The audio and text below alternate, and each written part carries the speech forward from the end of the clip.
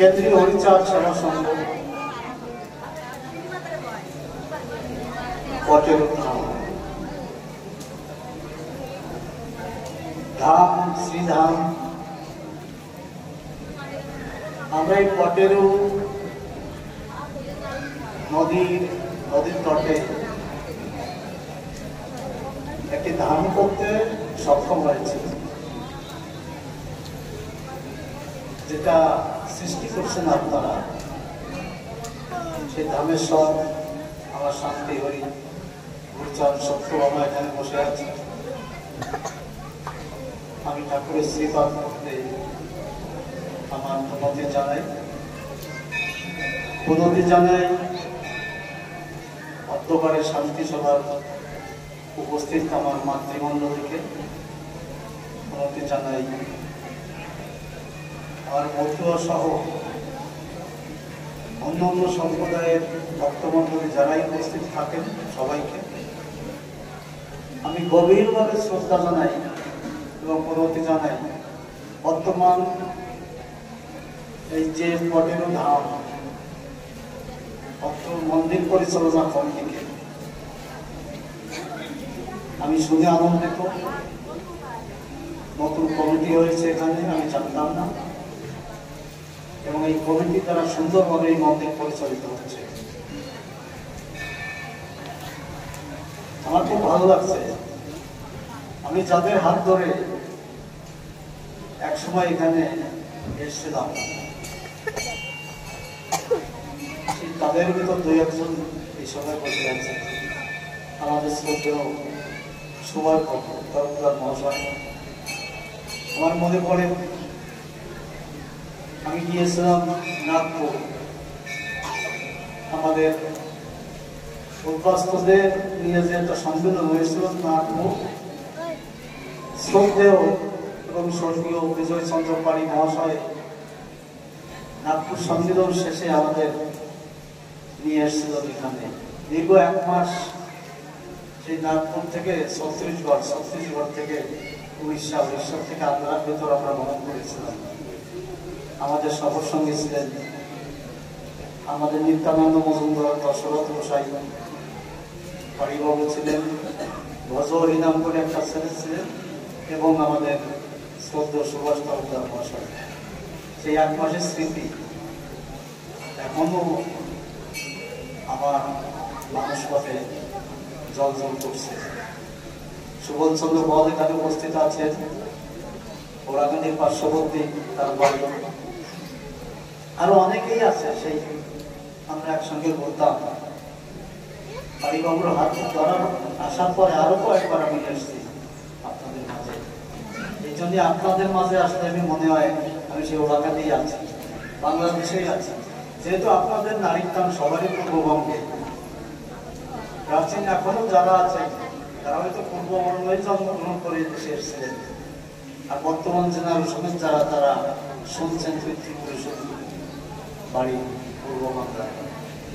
আজকে ভালো লাগছে, এমন একটা দিন এসছে আমি সেই মাতৃ সমাজ যারা আজকে স্মরণ করছে শান্তি সত্যভামাকে। একমাত্র হরিচাঁদ ঠাকুরই আমাদের মায়ের জাতকে, মায়ের মাতৃ সম্প্রদায়কে মর্যাদা দিয়েছেন। আপনারা জানেন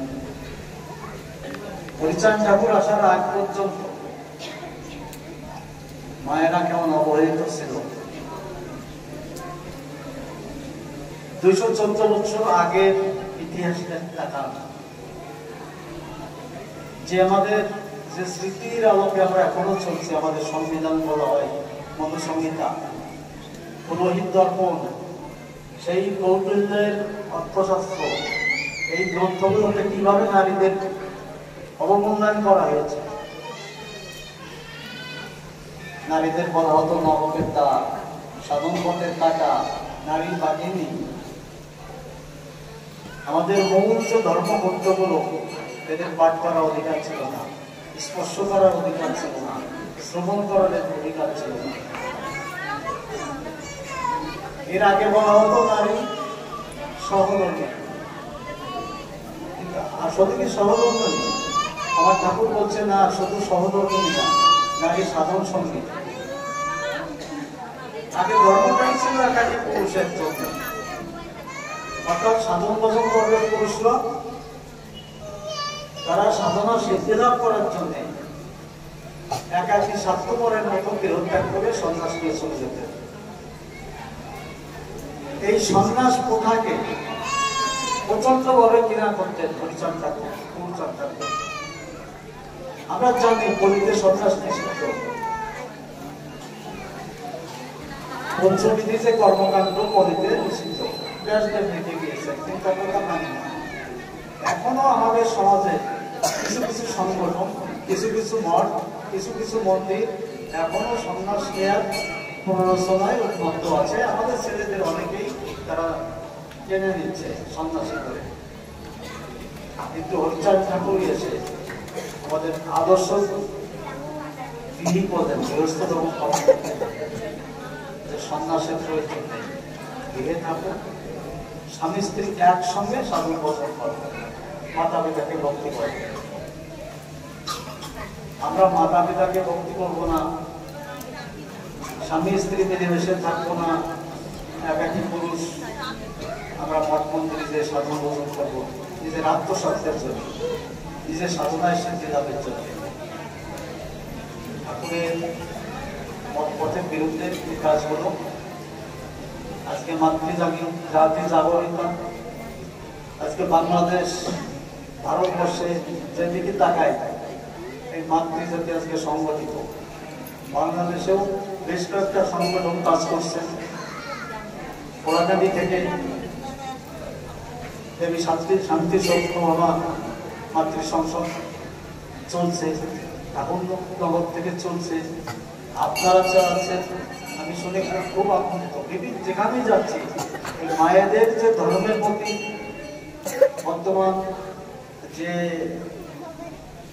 ধর্মটা পরিচালনা করছে মায়েরাই, বাংলাদেশে দেখলে আমরা একই চিত্র দেখি। নারী জাতি জাগ্রত না হলে যেমন সংসার সুখের হয় না, জাগতিক অন্য অন্য যে বিষয়গুলো পুরুষকে সার্বিকভাবে সহযোগিতা করে চলছে এই নারী জাতি। আমার মা শান্তিমা শত্রুভাবার কথা বলেন, আমার পূর্ববর্তী যে বক্তা শ্রীমতী জয়ন্তী অবস্থা, ওনার খুব ভালো বক্তব্য রাখেন। এখানে মায়েরা কীর্তন করেছেন, কিছু আমার শোনার সৌভাগ্য হয়েছেন। আমি শুনলাম আপনারা তো মাসে একবার করেন শান্তি সভা, একবার আপনারা মিলিত হচ্ছেন, কত সুন্দর। এই শান্তি সভাটার প্রবর্তক কিন্তু গুরুচাঁদ ঠাকুর। শ্রীরাম মোড়াকান্দিতেও প্রতি মাসে তৃতীয় বুধবার শান্তি সভা অনুষ্ঠিত হয়, ঠাকুরনগর হয়। কিন্তু শান্তি সভাটা প্রথম মায়েরাই মোড়াকান্দিতে আরম্ভ করেছিলেন। এখন অবশ্য বাবারাও সেখানে অংশগ্রহণ করেন, এখনো চলছে, ঠাকুরনগরও চলছে। প্রতিটা গৃহীদের, প্রতিটা মঠ মন্দিরে শান্তি সভা হচ্ছে, সভা হচ্ছে। কিন্তু এককভাবে মায়েরা যে শান্তি সভা করছে, মায়েরা সঙ্গীত করছেন, মায়েরা আলোচনা করছেন, এটা ব্যতিক্রম করবো, আমার ভালো লাগলো। তার মধ্যে আমি এসছি কি নয়, আপনারা কৃপা করে আমার দুটো কথা বলার অনুমতি দিয়েছেন, এই কথা বলছি। কিন্তু আমার ইচ্ছে ছিল আজকে আপনাদেরই কথা শুনবো, আরো গান শুনবো আপনাদের। সময়ের একটা ব্যাপার আছে, সে কারণে এখানে এসে আমার অনেক পূর্বস্মৃতি মনে পড়ছে। আমি বেশি কথা বলবো না, একটা কথা বলবো, আমাদের সংগঠিত হওয়ার সময় এসেছে না, আর পিছনে ফেরার সময় নেই আমাদের। যেমন বাংলাদেশে আমরা আছি খুব খারাপ অবস্থায়, আমাদের অস্তিত্ব রক্ষা খুব কঠিন হয়ে পড়ছে। কিভাবে অস্তিত্ব রক্ষা করবো আমরা? এখন শুধু বলবো না, আমরা সনাতনী যত সম্প্রদায় আছে সবার একটা একতাবদ্ধ হওয়ার দরকার আছে। এ দেশেও যেখানে জোয়ারটা এসে পশ্চিমবাংলায় করা যায় সাথে সাথে দীর্ঘদিন যারা কেউ 50 বছর 60 বছর 40 বছর এই দেশে বসবাস করছেন, তারাও বলতেছে দেশের নাগরিক না, কত ডকুমেন্ট দেখাতে হবে, তারপরে আমরা নাগরিকত্ব পাবো। এইরকম অমুক তমুক অনেক কিছু চলছে। কিন্তু আমার দৃঢ় বিশ্বাস যে যারা এদেশে এসছেন অবশ্যই এদেশে আপনারা বসবাস করতে পারবেন। সরকার চেষ্টা করবে এদের একটা ডকুমেন্টস যাতে পায়, তার জন্য এদের পূর্ববঙ্গ থেকে এসছে। কিন্তু যারা ডকুমেন্ট দিতে পারবে না তারা কোনোভাবেই বিতাড়িত হবে না, অন্তত হিন্দু যারা আছে। এদিক দিয়ে আপনারা নিশ্চিন্ত। কিন্তু আমাদের দেশের অবস্থা খুবই খারাপ অবস্থা। আমরা নিজ দেশে পরবাসের মতো আছি। আমাদের পিতৃপুরুষে হাজার হাজার বছর আগের থেকেই বসবাস করছি, অথবা তারা মনে করে আমরা অন্য দেশে। তার মধ্যেও যুদ্ধ করে আমরা টিকে আছি। আমরা টিকে আছি, যে কয়জনই আছে আমরা টিকে আছি, এখনো আছি, আমরা থাকবো। আমাদের এখন আন্দোলন বাংলাদেশে, আমরা ভারতবর্ষ যাবো না, ভারতবর্ষে গেলেও আমাদের অস্তিত্ব নেই। সে কারণে আমরা বাংলাদেশের থেকেই আমরা আন্দোলন করবো, বাংলাদেশের থেকেই আমরা টিকে থাকবো, বাংলাদেশের থেকেই আমরা আন্দোলন চালাচ্ছি। অন্তত মধ্য একটা মহাজাতি বাংলাদেশের যে হিন্দু আছে সেই হিন্দুর অর্ধেকের বেশি আমরা মধ্য। এখনো আমরা ধর্মীয়ভাবে অন্তত সংগঠিত হওয়ার চেষ্টা করছি, যে ধর্মীয় অধিকারগুলো যেগুলো যাতে আমরা আদায় করতে পারি। আমরা হয়তো খুব দ্রুতই হরিচাঁদ ঠাকুরের জন্মদিন সরকারি ছুটিতে আমরা পেয়ে যাব। সরকারের সঙ্গে বর্তমান যে সরকার ইতিমধ্যে আমাদের দেশে দুর্গাপূজার একদিন ছুটি ছিল, উনি 2 দিন নিরাপত্তা আছে, 2 দিন ছুটি করছে। এখন আমরা এই সরকারের তথ্য ও সম্প্রচার মন্ত্রীর সঙ্গে, অর্থাৎ উপদেষ্টা, এখন মন্ত্রী নেই বাংলাদেশে, একটা অন্তর্বর্তীকালীন সরকার, এদের উপদেষ্টা বলে। একজন উপদেষ্টা 3-4টে মন্ত্রণালয়ের দায়িত্ব আছে। তথ্য সম্প্রচার মন্ত্রণালয়ের সেই উপদেষ্টার সঙ্গে আমি নিজে বসছিলাম, আমাদের মন্ত্রী সমাজের নেতৃবৃন্দ নিয়ে, ওনাকে বোঝানো হয়েছে। উনি বলছে অবশ্যই আমরা ফেব্রুয়ারিতে নির্বাচন হওয়ার সম্ভাবনা আছে বাংলাদেশে, হয়তো ফেব্রুয়ারিতে নির্বাচন হবে না, আরো কিছু হবে। তার আগে এরা চেষ্টা করছে হরিচাঁদ ঠাকুরের জন্মদিনে সরকারি ছুটি দেয়া। যদি সরকারি একটা ছুটি পাওয়া যায়, তাই রাষ্ট্রীয়ভাবে কিন্তু হরিচাঁদ ঠাকুর প্রতিষ্ঠিত, রাষ্ট্রীয়ভাবে। অর্থাৎ ওই দিন জাতীয় প্রচার মাধ্যমগুলো হরিচাঁদ ঠাকুর সম্পর্কে আলেখ্য অনুষ্ঠান প্রচারিত হয়, তার জীবনী সম্পর্কে আলেখ্য অনুষ্ঠান প্রচারিত হবে, পত্র পত্রিকায় প্রপত্র বেরোবে। রাষ্ট্রপতি এবং প্রাইম মিনিস্টার ওই দিন বাণী দেবে হরিচাঁদ ঠাকুরের আবির্ভাব উপলক্ষে। সমস্ত সরকারি অফিস আদালত বন্ধ থাকবে, সেটা আপনারা জানেন। অতএব সমস্ত রাষ্ট্রদূত, হাই কমিশনার অফিসগুলো বন্ধ থাকবে। কি জন্য? আজকে হরিচাঁদ ঠাকুরের জন্মদিন। অর্থাৎ হরিচাঁদ ঠাকুর সম্পর্কে চর্চা হবে বিভিন্ন দেশে। কেন বাংলাদেশের আমেরিকার হাই কমিশনার বন্ধ? কারণ হরিচাঁদ ঠাকুরের জন্মদিন উপলক্ষে জানো হরিচাঁদ ঠাকুর সম্পর্কে। অর্থাৎ রাষ্ট্রীয়ভাবে যে যদি হরিচাঁদ ঠাকুর বলছিল যে ধর্মের রাজা নেই, সে ধর্ম তাজা নেই। রাষ্ট্রীয়ভাবে যদি কোনো ধর্মকে পৃষ্ঠপোষকতা না করা হয়, সেই ধর্ম কোনোদিন তাজা থাকে না। তাজা কথা তো বলছে বাংলা কথা, হরিচাঁদ ঠাকুরের কথা হলো একদম কেউর কথা বলতো। যাদের দল নেই তাদের বল নেই, দল নেই অর্থাৎ দলাদলি না, সংগঠিত হওয়া। জোরের বার জড়ে পড়ে না, জড়ায় জড়াই থাকিস, কি সুন্দর ভাবে বলছে একজন তথ্য। আমরা চেষ্টা করছি ইসলাম পড়াকে দেখে বাংলাদেশের জাতীয় তীর্থ হিসেবে তাদের ঘোষণা দেয় সরকার। অনেকে জাতীয় মন্দির করছে ওরা ঢাকেশ্বরী মন্দিরকে, কিন্তু ঢাকেশ্বরী মন্দিরের থেকেও প্রাচীন মন্দির আছে ঢাকায়, যেমন জয়কালী মন্দির, রমনা কালী মন্দির। যদিও পুরনো সেই রমনা কালী মন্দির নেই, ওটা শেখ মুজিবুর রহমান ভেঙে ফেলছে। যে মুজিবুর রহমানকে আমরা হিন্দু অবতারের মতো মানি। অত ওই রমনা কালী বাড়ির 100 একর সম্পত্তি সরকার একর করে দিয়ে গেছে আওয়ামী লীগ সরকার, এবং সেটা ভেঙে ডোমিনিজমকে ভেঙে ঘুরিয়ে দিয়েছে। আজকে পরবর্তীতে হিন্দুরা রমনা ওই পার্কের এক কোন নামে 2 বিঘা জমি নিয়ে নতুন একটা রমনা কালী মন্দির করছে। কিন্তু আমাদের সেই 100 একর সম্পত্তি রমনা কালী মন্দির এবং আনন্দময়ীর আশ্রম ছিল ঢাকায়, যারা ঢাকা পুরো আগে গিয়েছেন তারা দেখতে পাচ্ছেন, নিয়ে গেছিলেন আওয়ামী লীগ সরকার।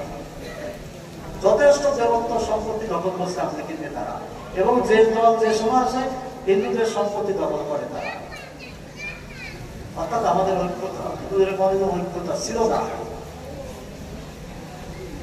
সে কারণে আজকে আমরা মধ্যরা চেষ্টা করছি একতাবদ্ধ হতে, যে আমরা মধ্য পর্যন্ত একতাবদ্ধ হতে পারি। এখনো বাংলাদেশের হিন্দুদের সংখ্যাগরিষ্ঠ হিন্দু মধ্যরা। আমাদের দুটো দাবি নিয়ে বলছি, হরিচাঁদ ঠাকুরের জন্মদিনে জাতীয় ছুটি দিতে হবে, ওড়াকান্দিকে জাতীয় তীর্থ হিসেবে ঘোষণা দিতে হবে, জাতীয় মন্দির হিসেবে ঘোষণা দিয়েছে ঢাকেশ্বরী বাই, কিন্তু জাতীয় তীর্থের ঘোষণা দিতে ওড়াকান্দিকে সেভাবে আমাদের কথাবার্তা চলছে। গণতান্ত্রিক কোন সরকার আমাদের মূল্যায়ন করে, কারণ তাদের স্বার্থের জন্য তারা কাজ করছে।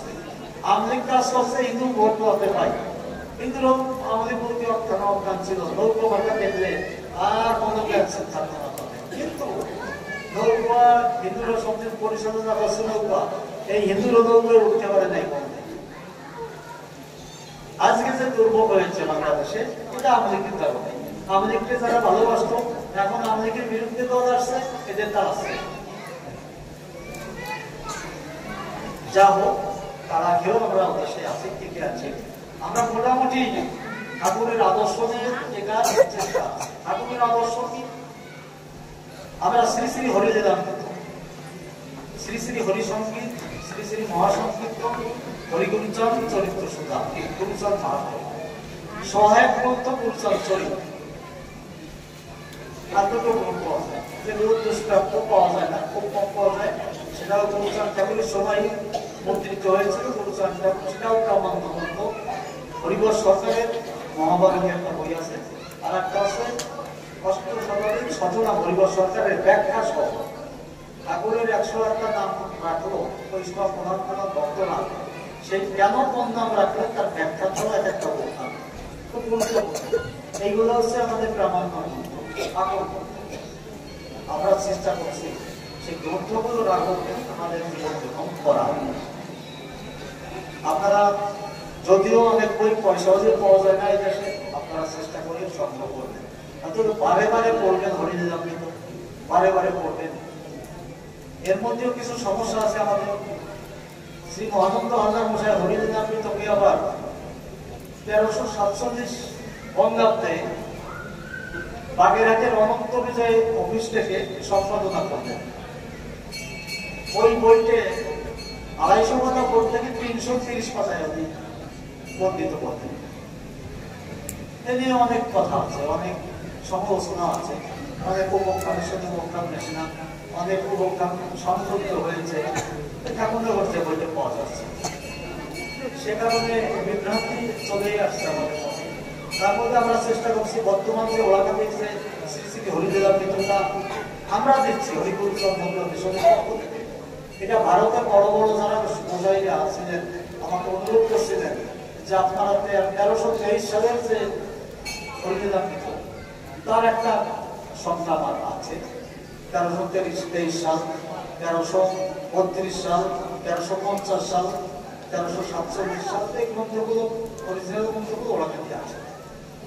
আমরা চেষ্টা করি সেই গ্রন্থ 1323 সালের হুবহু গ্রন্থটা আমরা ওড়াকান্দি প্রিন্ট করেছি, সেই বইটাই প্রচারিত হচ্ছে।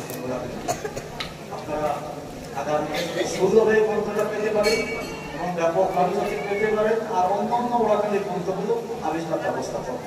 আমি সিদ্ধান্ত নিয়েছি ওড়াকান্দির বইগুলো ভারতবর্ষে আমরা প্রিন্ট করবো, মুদ্রিত করবো। তাহলে আমরা এক একটা প্রদেশে 24টা কেন্দ্রে বই পাবেন, ছত্তিশগড় পাবেন, আমাদের মহারাষ্ট্রে পাবেন, একটু আগে কথা হলো আমার কর্ণাটক, সেখানেও অনেক মতো আছে, সেখানেও তাদের বইয়ের চাহিদা। অর্থাৎ এই বইগুলোর একান্ত দরকার আমাদের। যত বই পড়বেন ততই ঠাকুর সম্পর্কে আপনারা জানবেন। অনেকে অনেক বিভ্রান্ত ভাবে আমাদের পরিচালনা করছে, আপনারা বিভ্রান্তি হবেন না, বৌদ্ধের মূল আদর্শ জানার চেষ্টা করবেন। আরেকটা জিনিস জানবেন, যুগের ধর্মের কোনো পরিবর্তন হয়, ধর্মের অনুশাসনের পরিবর্তন হয়, কিন্তু যুগের সঙ্গে তাল নেই, তাই না? অনুশাসন যে আজ থেকে 200 বছর আগে যে অনুশাসন ছিল, ধর্মের আচরণ ছিল, বর্তমান কি তাই আছে? তাই না? আমার ঠাকুর তো আরো একদম সহজ সরল করে দিলেন, একদম সহজ সরল করে দিলেন, কিন্তু সহজ সরল তাহলে করতে আমরা বলি হরিচাঁদ ঠাকুর দ্বাদশটা আজ্ঞা দিয়েছে যে সহজ সরল দ্বাদশ আজ্ঞা। আমি তো মনে করি দ্বাদশ আজ্ঞার মতো কঠিন আজ্ঞা কোনো কিছুই আদৌ সম্ভব না। দ্বাদশ আজ্ঞা মেনে চলার চেষ্টা করে সদা সত্য কথা। কয়েকজন আমরা সদা সত্য কথা বলতে পারি? এই যে নারী জাতির কথা হচ্ছে, ঠাকুর দেখছেন তার সংবিধান দ্বাদশ আজ্ঞার দ্বিতীয় অধ্যায় বলছে স্ত্রী জাতিকে বড় স্ত্রীকে মান করতে হবে, মায়েদের সম্মান করতে ঠাকুর তার দ্বিতীয় আজ্ঞা দিয়ে গিয়েছে মাতৃজাতির সম্মানতা। বলছে মাতা পিতাকে ভক্তি করো। আমরা কি করি সঠিকভাবে? যার মা বাবাকে ভক্তি আমি মনে করি কিছু তো হলেও করি, গুরু ভক্তি করতে হবে ঠিক আছে, কিন্তু সেটা মা বাবার উপরে না, মা বাবাকে ভক্তি আছে, অর্থাৎ পিতা মাতার কাছে তোলা হরির কাছে।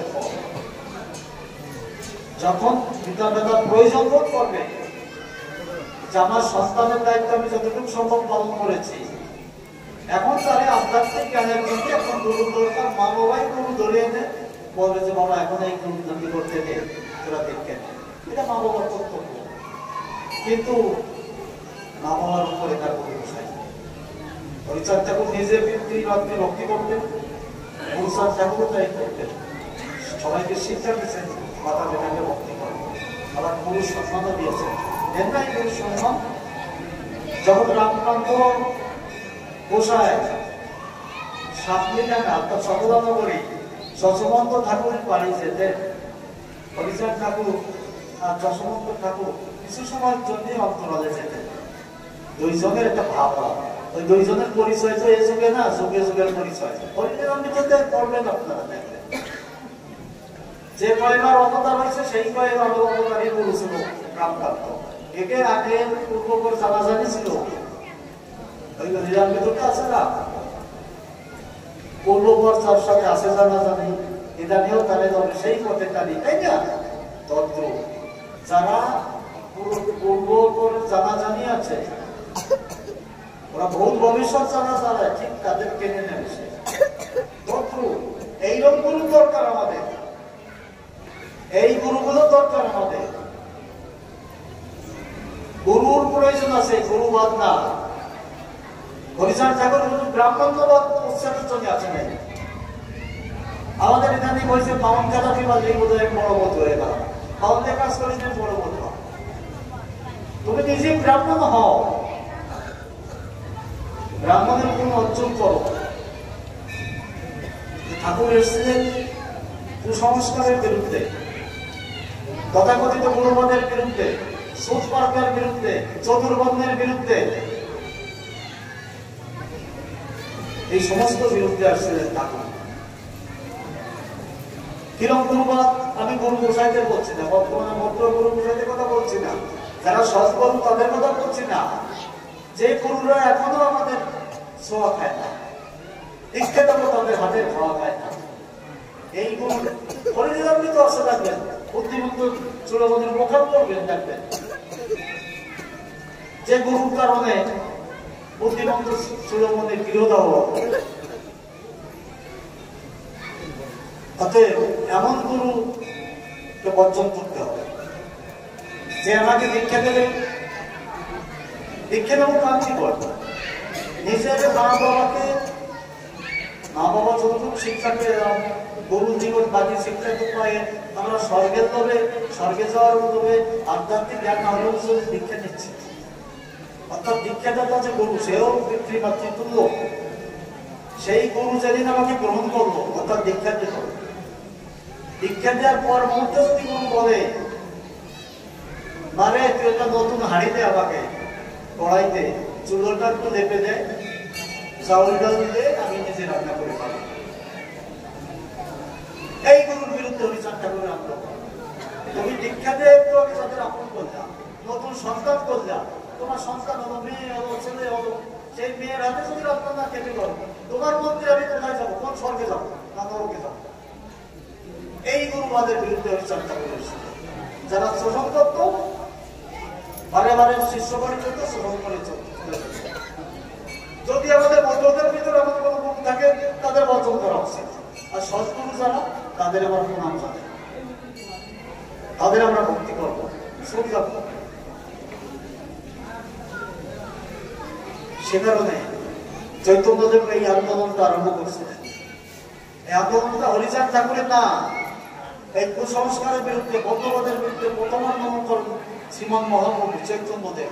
উনি পারেন, উনি সবকিছু করতে পারতেন। উনি একটা ভুল করছে, সন্ন্যাসীকে প্রথম স্ত্রী মারা যাওয়ার পরে আমি সন্তান যখন দেবো, দ্বিতীয় স্ত্রী কেন গ্রহণ করবো?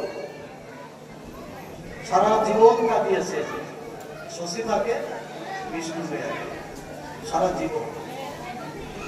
উনি যে যুক্তি দিচ্ছিলেন ওই যুক্তি খাটে না। উনি বলছেন মায়াবাদী সন্ন্যাসীদের প্রেম ধর্ম দেওয়ার জন্য আমি সন্ন্যাস দিচ্ছি। শুনছেন কথা? কয়েকজন মায়াবাদী সন্ন্যাসী আপমান জনগণ যারা চন্দ্রাল নামে আখ্যায়িত ছিল, এরা অপরাধ করছে কি? তুমি দাঁড়িয়ে দাঁড়িয়ে নাম বেঁধে বা কোথায় গেলে দাঁড়িয়ে দাঁড়িয়ে নাম বেঁধেতে? তুমি যখন আলিঙ্গন দিতে বাবার মতো হয়ে, তখন ভাবে মন্ত্র থাকতেন, হরিনামে মন্ত্র থাকতেন, তখন কিছু কিছু চন্দ্রাল শ্রেণী যারা তাদের ফল দিতেন। ওনার যখন সম্বিত ফিরে আসতো, ওনার তৎকালীন উচ্চ শ্রেণী যারা সাথী ছিলেন, একসঙ্গে নাম কীর্তন করতেন, ওনারে ধরে নিয়ে গঙ্গাতে স্নান করেন, পবিত্র করতেন। নিচুজাতকে শুয়ে দিয়েছে উনি আর কাটাতে পারেন না। সারা জীবন ওই ব্রাহ্মণবাদের ওই মায়া জল থেকে উনি কেটে উঠতে পারেন নাই। দাঁড়িয়ে দাঁড়িয়ে নাম বেদন হয় নাই। আর সন্তানের কোল উনি দিতে পারে নাই। নারীদের তো বঞ্চনই করছেন উনি। কি আসলেন? উনি কি দিতে আসলেন? কিছু দিতে পারেন নাই, আসছিলেন সবকিছু দিতে। রাধাদি নাই মাতৃপৃথিবীর কোনদিন পরিশোধ করতে পারেন নাই আমার চৈতন্য মহাপ্রভু। ওই লাস্টে হারে রাধা ভক্তিরাই গেলেন, চলে গেলেন। মনের একটা ভাষণ হলো যে আমি যে বউ ত্যাগ করেছি, আমি কি অপরাধ করছি? উনি সেটা টের পাইলেন যখন সার্বভৌম পণ্ডিতের গিরে কিছুদিন ছিল। সার্বভৌম একটা মেয়ে ছিল, আপনি জানেন, পণ্ডিত ছিল না, সাথী না, কারণ বুঝাই দেখে গেছে তার কানে একটু কাজ আছে, তাই না? কি জন্য হয়েছে? যা হোক, লাস্টের কথাটা হচ্ছে 60 বর্ষে মকরন্দ ভাঙন লাগলো উৎপদ, তাই? মকরন্দ মানে মধু, মকরন্দ মানে প্রেম। হ্যাঁ, অর্থাৎ একজন স্বামীর প্রতি, স্ত্রীর প্রতি, একজন নারীর পুরুষের প্রতি কর্তব্য। মহাপ্রভু কিন্তু একটা খাদ্যের ওষুধ পেতেছে, অনেক খেতে পারতেন। সন্ন্যাসীদের হলো অল্প খাওয়ার আহার নিয়ম, কিন্তু অনেক খেতে পারতেন। ওনার কোনো কোনো খিদে থাকতো, অথচ যেখানে থাকতো সার্বভৌম পণ্ডিতের ঘরে, ওনার যখন খিদে থাকতো বসতো সাথী কন্যা। ওনার যখন যা ইচ্ছে করতো খাইতে উনি অলক্ষ থেকে পাঠাতো। যেহেতু নারীর মুখ দর্শন করে দিচ্ছে, অথচ নারীর সেবা দিচ্ছে, কিন্তু সে নারীর সেবা দিচ্ছে সে। অতএব সাথীর সঙ্গে তার যে সম্পর্ক, এটা শুধু এই যুগের সম্পর্ক না, সেই সত্য যুগের সম্পর্ক। যে ভজনের আলী সেই সত্য যুগে ছিল বিরজার কোলে বিরজার ছোলে, তাই না? অর্থাৎ সেই বিরজা আসলেন যমুনা হয়ে, তারপরে আসলেন চন্দ্রাবলী হয়ে, চন্দ্রাবলী থেকে এখানে আসলেন 60 বর্ষ হয়ে। যুগে যুগে শ্রীমতী রায়ের সঙ্গে তার হচ্ছে ভজনের আলী প্রতিদ্বন্দ্বী। সেই 60 বছর তাকে 60 কন্যা তাকে এমন ভাবে প্রভাবিত করলেন যার তার নিজের স্ত্রী ছাড়া যার মনের ভাবনা বোঝে। মহাপ্রভু তখনই বলতেন, না এটা কি অপরাধ করছি, কি ভুল করছি আমি? একটা অপরের স্ত্রী আমার কি ভালোবাসতেছে? আমার যখন যা ইচ্ছে করছে, যা খেতে ইচ্ছে করছে, যা প্রয়োজন, সে অলক্ষ থেকে চলাচ্ছে। আমি যদি ঘরে থাকতাম, গৃহে থাকতাম, আমার স্ত্রী কত আদর করতে আমাকে, আমার মন বুঝে চলতো সে। অর্থাৎ এই গৃহস্থ ধর্ম শ্রেষ্ঠ ধর্ম। সে কিন্তু সন্ন্যাস নেওয়ার পরে সে শেষ জীবনে 48 বছর পরে সে হারাই গেলেন। সে তখনই টের পেলেন চরম ভুল করছে, অত আবার তার আসার প্রয়োজন। এরপরে তো কাহিনী করা জানি। এই কারণে এই অবতারে ঠাকুর আসলেন আদর্শ গৃহস্থ ধর্ম। যা হোক, কথা বলছিলাম আমাদের সংবিধান দাদু সরকার চেষ্টা করবেন দাদু সরকার আলোকে যার যার জীবন গঠন করতে কয়েকটা আমরা খুব সহজ আধা বেদান্তে ভক্তি করবো আমরা হাতে কাজ মুখে নাম করবো সব থেকে লেটেস্ট কথা যুগোপযোগী কথা এর কোনো বিকল্প কিছু নেই পত্র গুরু গোসাইরা যদি এখন বিধান দিত যে বাবা আমাদেরকে নাম দিলাম প্রতিদিন তুমি 5000 বার হরিনাম জপ করবা প্রতিদিন 3 বেলা স্নান করবা পুজো আশ্রয় করবা আমরা কয়জন করতাম বলেন আমাকে দ্বারা কি সম্ভব ছিল আমরা যারা গৃহস্থ আদৌ করতাম না এই জন্যই হরিচাঁদ ঠাকুর এমন একটা নির্দেশনা দিল তুমি হাতে কাজ করো তুমি যে পেশায় যে আছো নিয়োজিত তোমার পেশাটা সঠিকভাবে করো মায়েরা রান্না করে মায়েরা খালি এখন রান্না করে না মায়েরা পড়তেছে মায়েরা পড়াচ্ছে মায়েরা চাকরি করতেছে সব উচ্চ উচ্চ অফিসাররা মায়েরা মায়েরা তো সচিব হচ্ছে মন্ত্রী হচ্ছে এমপি হচ্ছে বিধায়ক হচ্ছে মায়েরা কোন পদে না আছে মায়েরা সে কারণে আবার মায়েদের একটা কমন পেশা সেটা তো রান্না করা ওটা তো যত বড় অফিসার হওয়া করতেই হবে না সে কারণে এমন মন্ত্র দিয়ে গেছে হরিচাঁদ ঠাকুর যে মারা আমরা যাই করি না কেন রান্নার সময় বা যে কাজই করি রান্নার সময় যদি মায়েরা অন্তত ঠাকুরের নাম স্মরণ করে মনে মনে সবসময় হরিনাম জপ হবে রান্না করবে একে কিন্তু নিত্য আমরা প্রসাদ পেতে পারি ওই একদিন মহোৎসবের দিন পবিত্রভাবে ভোগ রান্না করে ঠাকুরের নিবেদন করলাম প্রসাদ করলাম না মায়েরা যদি পবিত্র মনে প্রতিদিন রান্নার সময় ঠাকুর চিন্তা করে হরিনাম জপ করে রান্না করে ওই পরিবার প্রতিদিন আমরা প্রসাদ পেতে পারি ঠাকুরের এই জন্য মায়েদের উপর বেশি জোর দেওয়া হয়েছে যত হাতে কাজ মুখে না এইভাবে নামটা নিয়ে বাবারা অফিসে আছেন ব্যবসা করতেছেন পদ্ধতিতে বসে আছেন সেটুকুই অবসাদ পাবো মনে মনে তো যাত্রার ইষ্ট দেবতা বৈষ্ণব হলে হরে কৃষ্ণ নাম নেবেন বন্ধু হলে হরিবোল হরিবোল নেবেন একটু এক কাপ চা খাবো এক চুমুক চা খাবার হরিবোল আর কেউ যদি প্র্যাকটিস করতে পারে শ্বাস প্রশ্বাস নিঃশ্বাস ছাড়বো হরিবোল নিঃশ্বাস গ্রহণ করবো হরিবোল তার থেকে কোনো তুলনাই নেই অটোমেটিক নাম জপ হয়ে যাবে আমার কাজের মনোনীতি হবে দৈনিক প্রার্থনা করতে বলছে হরিচাঁদ ঠাকুর নিজের ভাষায় প্রার্থনা করতে নিজের ভাষায় কোনো মন্ত্রমন্ত্র নেই সংস্কৃত বলি নেই সংস্কৃত আছে আমাদের সংস্কৃত আছে যেমন হরিনামৃত রচনার আগে শ্রীমৎ মৃত্যুঞ্জয় বিশ্বাস সংস্কৃত হরিচাঁদ ঠাকুরের রূপ বন্দনায় সংস্কৃততে রচনা করছিলেন ইস্তভাবলী নামে একটা বই আছে ওখানে মৃত্যুঞ্জয় বিশ্বাসের ওখানে সংস্কৃত রচনা আছে হরিচাঁদ ঠাকুরের রূপ বন্দনা তারক ঘোষায় নাম অষ্টকম না 8টা শ্লোক আছে সংস্কৃততে হরিবর সরকারের হরিগুঞ্চন জীবন বেদন এই সংস্কৃত শ্লোকগুলো আছে ইস্তভাবলী বইতে লাগে যদি বলে মতদের কিচ্ছু নেই সবকিছু আছে প্রয়োজন এগুলো করতে না তারা বোঝাই যখন হরিদাস রচনা করলেন নাই হরিবর সরকার যখন তারা কিন্তু সম্মান আন্দোলন করতো কারো মৃত্যুঞ্জয়ের ওই স্তব দিয়ে যা হোক আমরা যারা বাঙালি আমরা আর কিছু না করি হরিনাম হরিনাম ভিতর বন্দনা এইটা জন্য আমরা অন্তত এই বন্দনা মঙ্গলাচরণের মাধ্যমে আমাদের পুজো পাঠ সব কিছু হয়ে যাবে আর একটা কথা বর্তমান সমাজে বাংলাদেশে ভারতের একটা আন্দোলন হচ্ছে যেটা আমরা ব্রাহ্মণ লাগাবো না কেউ বলছে ব্রাহ্মণ লাগাবো এই যে একটা সমস্যা আছে এই দেশও আছে নাকি আপনার কাছে আছে এটা আপনারা হরিনামৃত হরিগুঞ্চন চরিত্র এই গ্রন্থগুলোকে ভালোভাবে পাঠ করে গ্রন্থর আলোকে আপনারা কাজ করবেন আমরা কেউকে বলবো না যে আপনি ব্রাহ্মণ পাচ্ছেন তাকে ভালো বলে ব্রাহ্মণ লাগবে না অথবা ব্রাহ্মণ লাগবে 1000 বছরের একটা কৃষ্টি চলে আসছে আমাদের তার আগে তো আমরাই ব্রাহ্মণ ছিলাম আমরা ব্রাহ্মণ ছিলাম না আমরা আদি শরীর যজ্ঞ যে মনোজ থেকে পঞ্চগোত্র ব্রাহ্মণ আনলেন সাগ্নিক ব্রাহ্মণ সেই ব্রাহ্মণরাই তো বর্গাঞ্চলের অত্যাচারে আমরা পূর্ববঙ্গের বন জন লতা গাছ মানে বিল ঝিল সুন্দরবন অঞ্চলে আমরা বসবাস করতে আরম্ভ করলাম আমাদের সবকিছু হারিয়ে গেল কৃষ্টি কালচার পুজো ধ্যান জপ নারায়ণ শিলা বেদ পুরন সব হারাই গেলাম আমাদের নিজেদের বাঁচার তাগিদে কেউ মাছ ধরতাম কেউ কৃষিকাজ করতাম কেউ সুন্দরবন থেকে কাঠ কেটে আমরা বিক্রি করে খেতাম আমাদের সবকিছু হারাই গেলাম আমাদের কোন গোত্রের 5 গোত্রের আমরা 5 গোত্র হারাই গেলাম একটা মূর্খ হয়ে গেলাম, যে কারণে আমরা চটাল মূর্খ। আমাদের কৃষ্টি কালচারই ছিল না, পুজো ধ্যান সব কিচ্ছু জানতাম না আমরা, ভালো কি মন্দ তাই জানতাম না। তার থেকে উদ্ধার করলেন গুরু সান্তার 1911 সালে আমাদের শিডিউল। আমরা শিডিউলেরও বাইরে ছিলাম। এটা কৃত্রিম ভাবে আমাদের একটা সভ্য জাতিকে আমাদের চন্ডাল করা হয়েছিল। আজ থেকে 214 বছর পরে হরিচাঁদ ঠাকুর আসলো।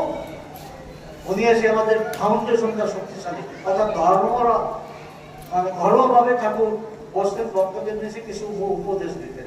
পৌরাণিক কাহিনী হরিনাম বিদ্যাতে পড়িয়ে দেখবেন, পৌরাণিক কিছু কাহিনী উনি হরিচাঁদ ঠাকুর বসে বসে বলতেন, ধর্মের কথা বলতেন, আমাদের চলা বলার কিভাবে চলবো, কিভাবে একতা বলতে হবে, এই কথাগুলো বলতেন। মহোৎসবের পরিবেশে আমাদের শিক্ষা দেওয়া হলেন।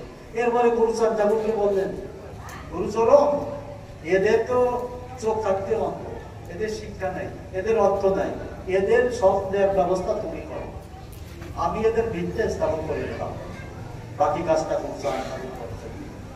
অনেকে বলে হরিচাঁদ ঠাকুর, গুরুচাঁদ ঠাকুর কত মৃত মানুষের জীবন কাঁদতেছে। আর এটা তো একটা ছোট কথা, মৃত মানুষ, মৃত গরু তো ঠাকুরের ভক্তরা বাঁচাইছে। আর হরিচাঁদ ঠাকুর একটা মৃত জাতিকে, যে জাতিতে 1000 বছর পর্যন্ত ঘুমন্ত বা মৃত ছিল, সেই মৃত জাতিকে প্রাণ দান করছে হরিচাঁদ ঠাকুর, গুরুচাঁদ ঠাকুর। দুই একটা মানুষকে না, মৃত জাতিকে প্রাণ দান করছে হরিচাঁদ ঠাকুর, গুরুচাঁদ ঠাকুর। মৃত জাতি মানে কি? যার ভাষা নেই, শিক্ষা ছিল না, যার অর্থ ছিল না। তারা কি মানুষ?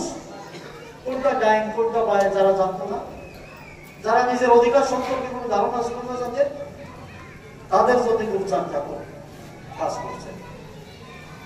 সে কারণে গুরুচাঁদ ঠাকুর কি করছেন, সারা জীবন যদি গুরুচাঁদ ঠাকুরের কথা আলোচনা করেন, তার ঋণ পরিশোধ করা যাবে না কোনো কর্মকাণ্ড নিয়ে। আজকে আমাদের জাতির স্বর ভগবান হিসেবে না আমাদের গুরুচাঁদ ঠাকুরকে, আমার জাতির স্বর, আমার জাতির পিতা, শুধু নবসূত্র না, পৃথিবীতে যত দলিত, পতিত, নির্যাতিত আছেন, সবার জাতির পিতা হচ্ছে গুরুচাঁদ ঠাকুর। অতএব আমার পিতাকে যদি অস্বীকার করা হয়, কোন সন্তান যদি তার পিতাকে না মানে, সেই সন্তানের পরিচয় কি হয় সেটা বলেন, আমি বলবো না মুখে। পিতৃ পরিচয়হীন যারা সন্তান, সেই কারণে গুরুচাঁদ ঠাকুরকে একটু সম্মান দেওয়ার দরকার। তার সম্পর্কে জানবেন, বুঝবেন, আলোচনা করবেন।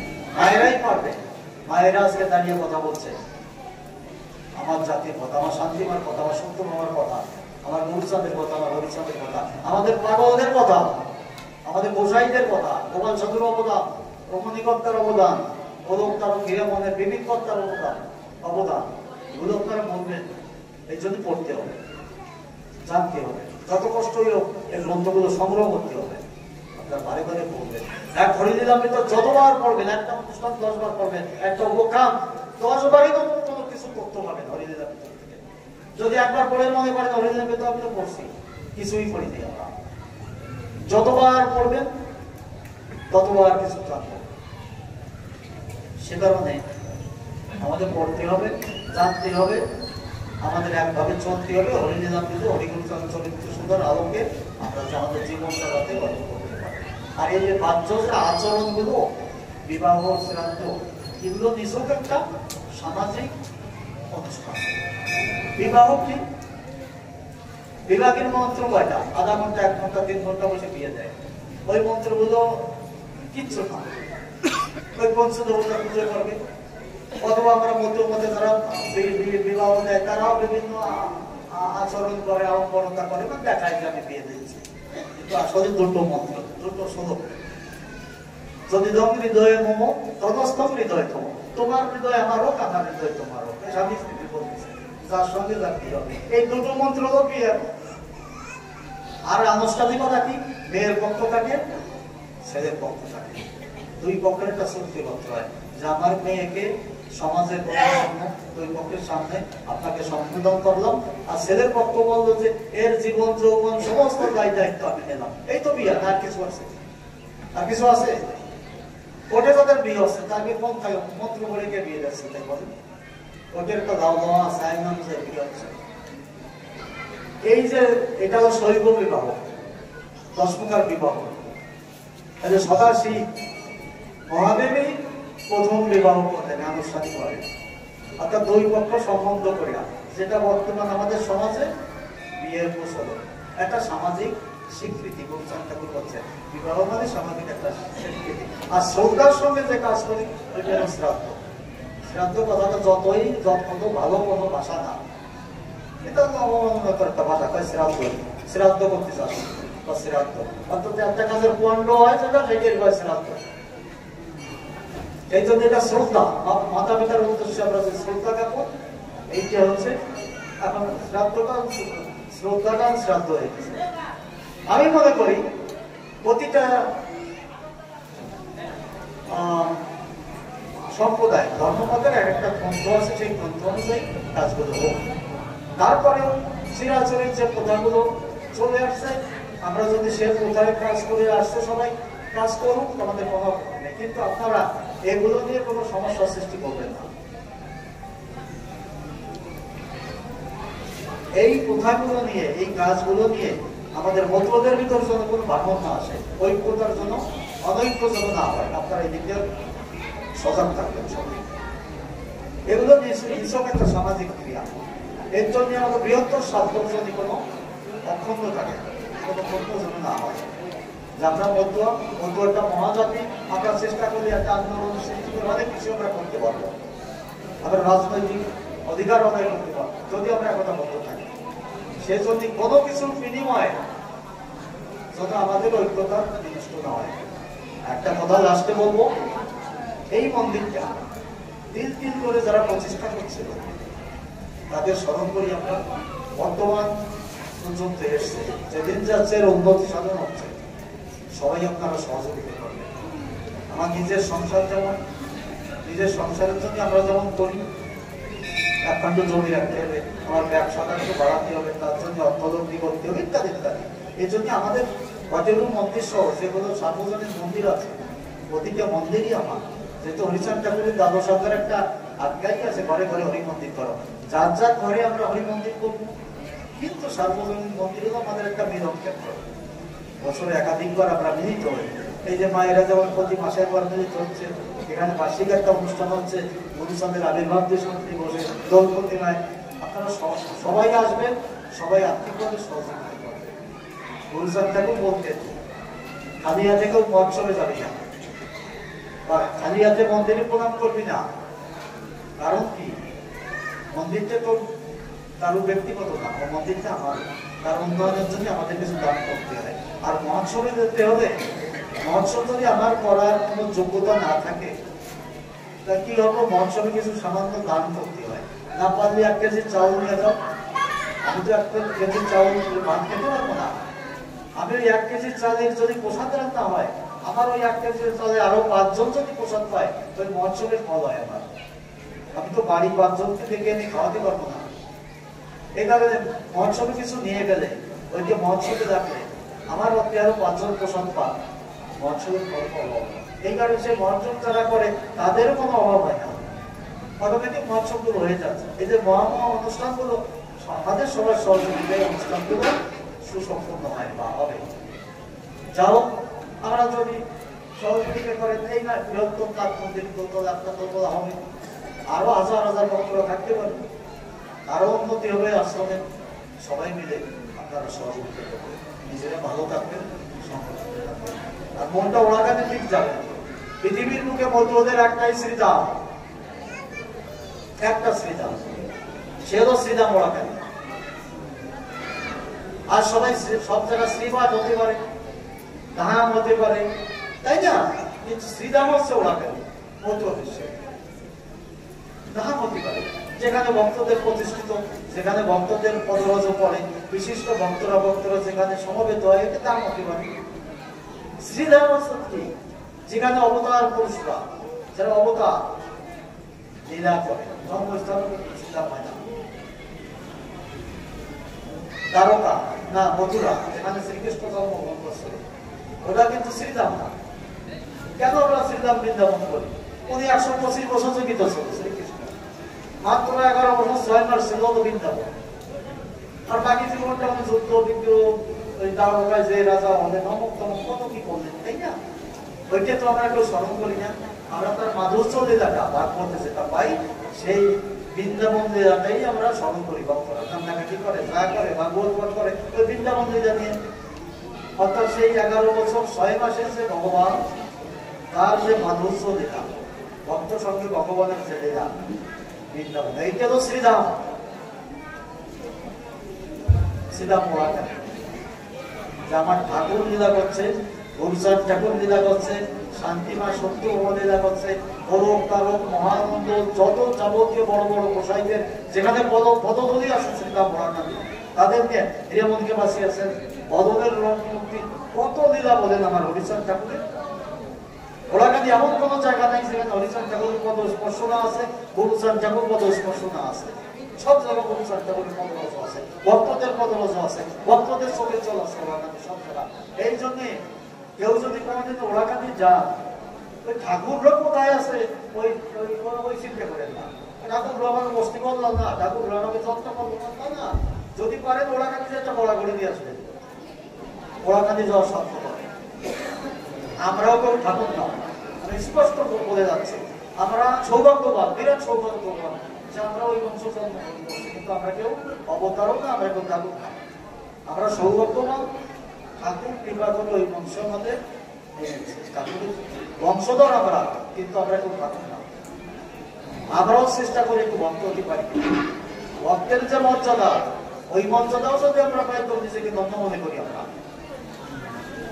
আজকে ওই বংশে এসেছি তাই আপনাদের মাঝে বসতে পারলে যে সুখ হয়, যে ভালো লাগে, সুখে শুনে কিন্তু সেই সুখ পাই না, তো ব্যক্তিগত আমি পাই না। আমরাও সেই সুখ ভক্ত সম্ভব করতে আপনার ওরাকান্দি আসবে। ওরাকান্দি একান্ত না যেতে পারলে এই তো ওরাকান্দি, যেখানে হরিনামে একটু চোখের জল আমরা ফেলতে পারি, চোখের জল ফেলতে হবে, একটু ভাবের জগতে যেতে হবে অনেকের জন্য। বর্তমান তো ভাব ভক্তি নেই আমাদের, বুঝলেন? ভাব ভক্তি নেই, চোখে জল আসবে থেকে। যেখানে তার নাম কীর্তন হয়, সেই নাম কীর্তনে আমরা একটু আবেদন পেতে পারি, আমাদের একটু প্রেম অস্ত্র অস্ত্র হয়, সেইটাই ওরাকান্দি হয়। আমার ঠাকুর সেখানে আবেদন হয়, ভক্ত সঙ্গে ঠাকুর একা না, তার ভক্তদের সঙ্গে সেখানে বিরাজ করে। তাই আমরা যেখানে যাই, আমরা যদি শ্রীধাম ওরাকান্দি সেখানেই করে যেতে পারি। মনে করবো আমি ওরাকান্দি যাচ্ছি, তাও তবুও আপনারা চেষ্টা করবেন, যেহেতু পাসপোর্ট করলে বিষয় করলে ওরাকান্দি যেতে পারেন, অন্তত জীবনে একবার চেষ্টা করবেন ওরাকান্দি যাওয়ার। আপনারা কথা বলবেন, আমরা এক জায়গায় যাবো, আবার আরো 2-3টে প্রোগ্রাম আছে বলে চলে যেতে। আমি খুব সংক্ষিপ্ত সময় চলে এসেছি, মূলত আমি এসেছিলাম আমরা মহারাষ্ট্র আর আমার ছত্তিশগড়ের প্রোগ্রাম ছিল। তারপরেও ছত্তিশগড় এসে যদি আপনাদের ভিতরে এসে আপনাদেরকে প্রণাম না জানিয়ে যেতে পারি, মনটাই অশান্তি লাগে। তাই হরে কৃষ্ণকে বললাম যে আপনি এসেছি তো কেন্দ্রের সঙ্গে আর একটু যাও, তার মধ্যে বটের একটা প্রোগ্রাম থাকে, মন্দিরে একটা প্রণাম করে আসবো। যাও, যে মন্দিরে আসার আমার সৌভাগ্য হলো, আপনাদের প্রণাম করার সৌভাগ্য হলো। আপনারা ভালো থাকবেন, আপনারা একতা বলবো। আমি মধ্যা, আমি হরিগুরুচাঁদের সন্তান, শান্তি সত্যভামার সন্তান। আমরা সেই হরিগুরুচাঁদ শান্তি সত্যভামাকে আমরা আদর্শ হিসেবে মেনে চলব। আর আজকে যে আমাদের নতুন কমিটি, আমি নতুন কমিটিতে আমার পক্ষ থেকে, আমার শ্রীধাম ওরাকান্দির পক্ষ থেকে, বাংলাদেশের সমস্ত মধ্য ভক্তদের পক্ষ থেকে ধন্যবাদ জানাই। আমার ইতিমধ্যে আমার হাতে এই কমিটির একটা খসড়া এসছে, মানে আমি মনে করি এটা অসমাপ্ত কমিটি, আরো অনেকে আছেন আপনার কমিটির মধ্যে, তবুও নামগুলো বলি। যেহেতু এই পর্যন্ত পটেল আশ্রমের এই ধামের এই প্রথম আমি একটা কমিটি পেলাম আমার হাতে, এই কমিটিতে ওরাকান্দি যাবে এবং ওরাকান্দি একটা পত্রিকা চলতো, আপনারা ওই সুভাষবাবু আমাদের পত্রিকা দেখাতে চাই। আমরা আগে চলতো মধ্য শুনি, এখন মধ্য দর্পণ নাম করে একটা পত্রিকা আমরা ফেমস নিয়মিত পত্রিকাগুলো আবার পাঠাবো, আমাদের পাঠানো সম্ভব হচ্ছে না। এই পত্রিকার এই কমিটি বা আপনাদের যে অনুষ্ঠানের সংবাদগুলো যাবে, আমাদের বর্তমান যে কমিটি, এর সম্মানিত সভাপতি শ্রী অমর মণ্ডল মহাশয়, সাধারণ সম্পাদক শ্রী অনিমেষ মণ্ডল, কোষাধ্যক্ষ শ্রী শিবশঙ্কর রায়, উপদেষ্টা মণ্ডল শ্রী হরশির প্রকাশ, সমীরণ মণ্ডল, রঞ্জিত মিস্ত্রি, সহ সম্পাদক মন্ডলী গরুচাঁদ হালদার, আরো হয়তো থাকবে, যুগ্ম সম্পাদক অমূল্য বৈদ্য, আশিস সরকার,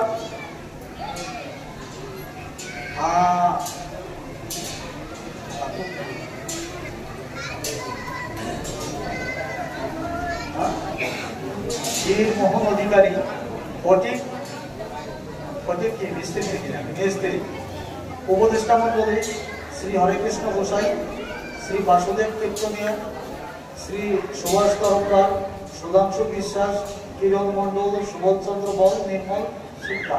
এই কমিটিতে আরো আছে, আরো অনেক আছে, যাদের নাম আমি পেলাম না তাদের আমার ধন্যবাদ জানাই। আর আমাদের মাতৃ যে মায়েদের যে কমিটি, আমি তিনজনের নাম দিয়েছি।